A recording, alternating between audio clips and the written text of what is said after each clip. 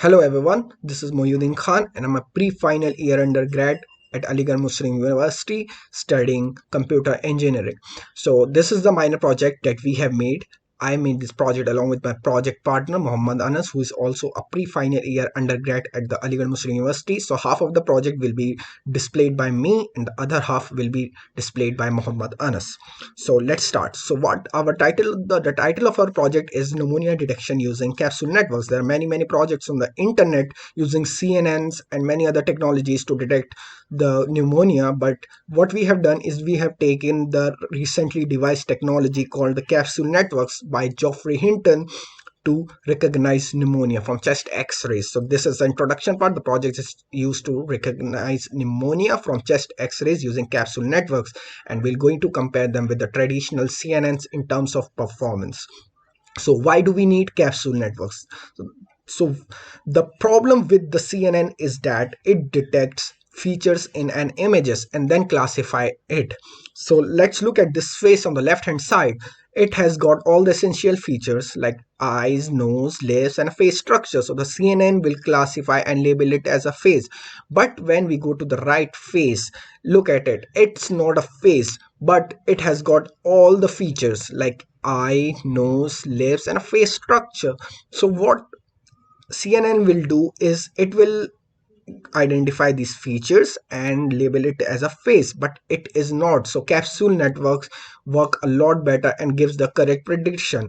Capsule networks solve this problem by implementing a group of neurons that encode spatial information as well as the probability of an object being present. The next flaw with CNN is that it uses max pooling. As you know, max pooling selects the maximum value in a feature map, which loses very much information. Like it detects only a single value from a feature map. So dynamic routing is the brain of capsule network. It is a process which will be discussed later in the report. So that is what makes capsule network so accurate. So here's the capsule network architecture given by Geoffrey Hinton in his paper. The respective citation has been taken in the project report. So it is the architecture: ReLU convolution layer, and then primary capsule of one after another, and the digit cap that is used to tell which digit is that, and that is the capsule network architecture. So talking about the data set that we had taken, the data set was taken from Kaggle. The chest x-rays was selected from retrospective cohorts of pediatric patients of 1 to 5 years old from Guangzhou Women and Children's Medical Center, Guangzhou. The respective citation is already taken in the report. So what we have done is we have used a transfer learning model first and then implementing a CNN after that. And in the next model, we have taken a transfer learning VGC16, and then after we have implemented capsule network and then compared both two. As you know, VGG16 is a very good model which is very much used in transfer learning. The model achieved 92.7% top 5 test accuracy in ImageNet. So we have used three networks to compare the performances. The first network is VGG16, then global average pooling layer, then a dense layer, then a dropout layer, then a soft max layer with two outcomes: pneumonia and non-pneumonia. The loss function was RMS prop in the first network. The second network is totally the same except that the optimizer was stochastic gradient descent, the SGD. And to test the capsule network, we have taken a VGG16, then a Con 2D layer, then a convolutional 2D layer, a capsule network with two capsules, and an output layer with two outcomes, that is pneumonia and non-pneumonia, with the optimizer stochastic gradient descent. So the next part of the project will be explained by my partner Muhammad Anas. Thanks a lot.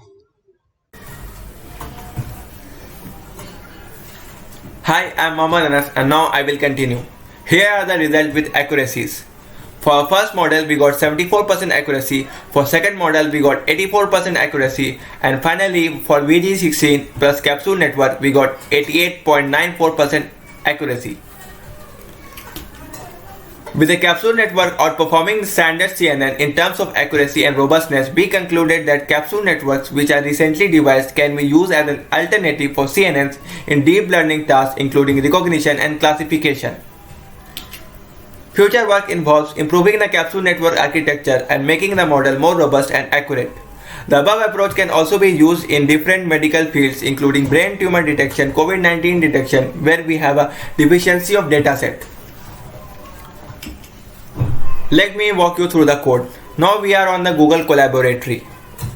First we import all the dependencies. Then we import the dataset.